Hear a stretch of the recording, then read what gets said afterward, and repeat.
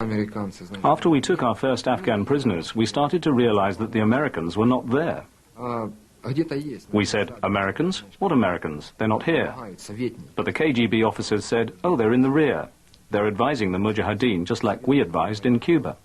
Maybe they're teaching them how to fight. But the more operations we carried out, the more we realized that the Americans were not there.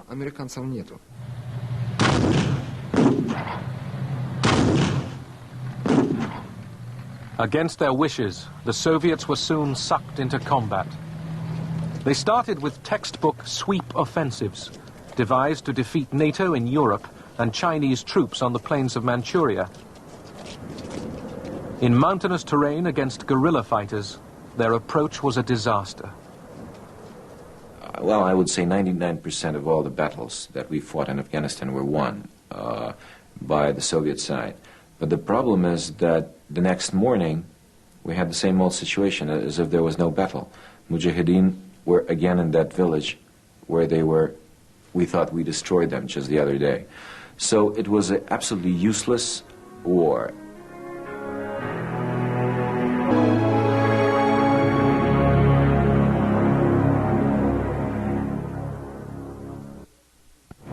I, Ronald Reagan, do solemnly swear that I will faithfully execute the office of President of the United States. That I will faithfully execute the office of President of the United States. A fervent anti-communist, Ronald Reagan won the 1980 election with an image of forceful leadership and a promise to rebuild U.S. military might. To many Americans, Carter's foreign policy had seemed weak. Reagan stepped up aid to the Afghan rebels.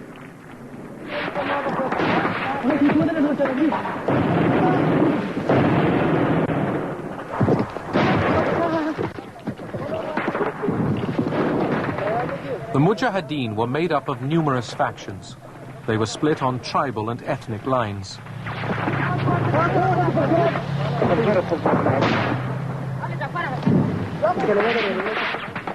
When the Mujahideen weren't fighting the Soviets, they sometimes fought each other.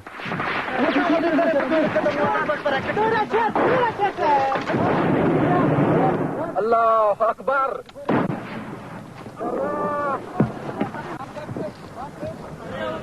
The Mujahideen often captured military equipment in working order, but was so disorganized that within hours it would be made useless by looting.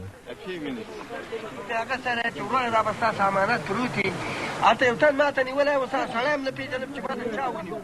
made the comment that gratitude in the Afghan dictionary is going to be found somewhere after gimme and gotcha.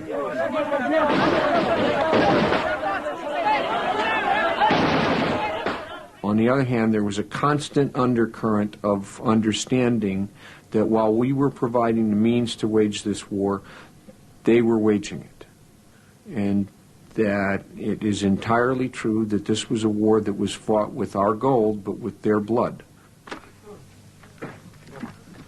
The Reagan administration increased its covert military supplies to the Mujahideen. Money and arms were channeled through camps in Pakistan.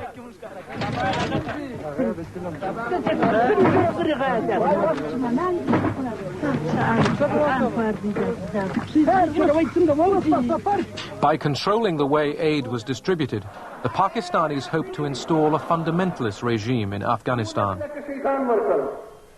They favored the extremist Gulbuddin Hekmatyar. The Pakistanis then needed to have people that they could manipulate. It is for that reason that American aid, whatever it was, and in the early period it was minimal, later it became more significant, was essentially directed by the Pakistanis to Gulbuddin at the expense of other groups.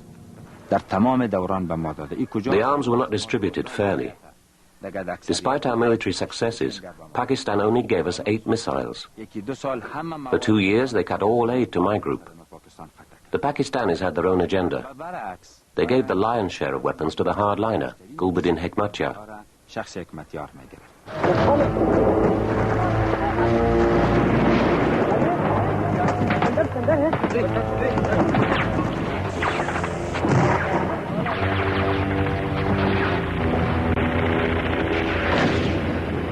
Inside Afghanistan, the ferocity of the civil war increased.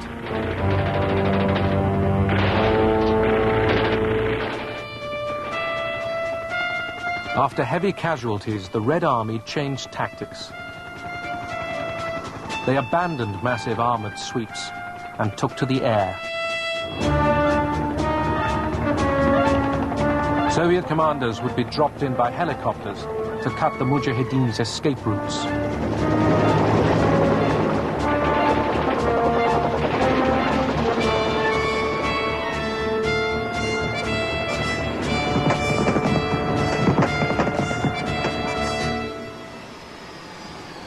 While more weapons poured into Afghanistan, the United Nations sought a diplomatic solution. Under-Secretary Diego Cordoves tried to broker a deal for the Soviet Union to withdraw if military aid to the Mujahideen was stopped. His shuttle diplomacy made little headway with Afghan President Babrak Karmal.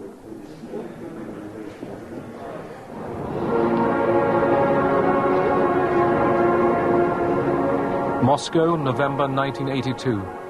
After 18 years in power, Brezhnev is dead.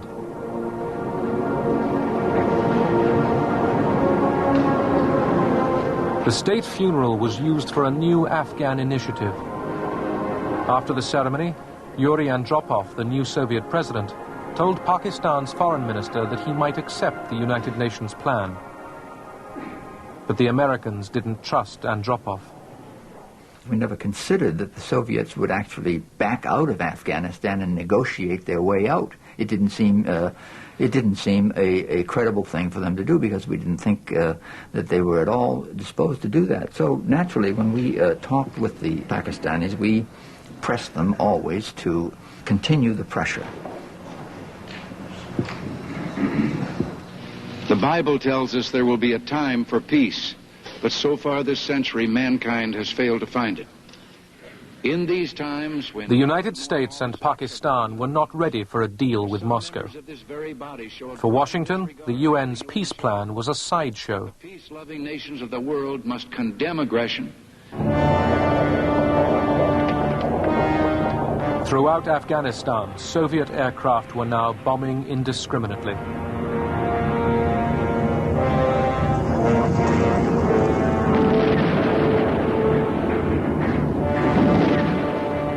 They pummeled village after village into oblivion.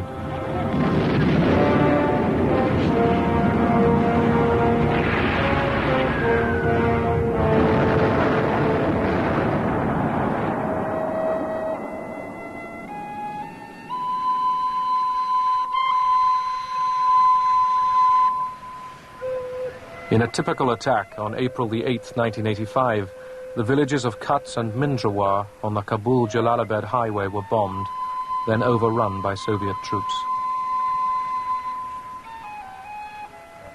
The Soviets destroyed the whole village. It's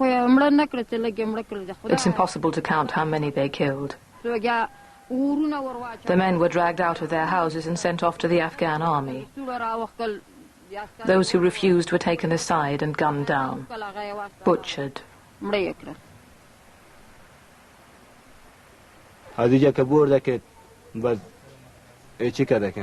The Russians took 14 of us and made us stand in a line near this wall. 2 Russian soldiers stood in front of us with machine guns. We began reciting the Holy Kalima from the Holy Quran because we knew we were about to die. They machine-gunned every one of us. I fell. There was a pile of bodies all on top of me. The bullets missed me. The soldiers searched us and took our money. They moved me, but I just pretended to be dead.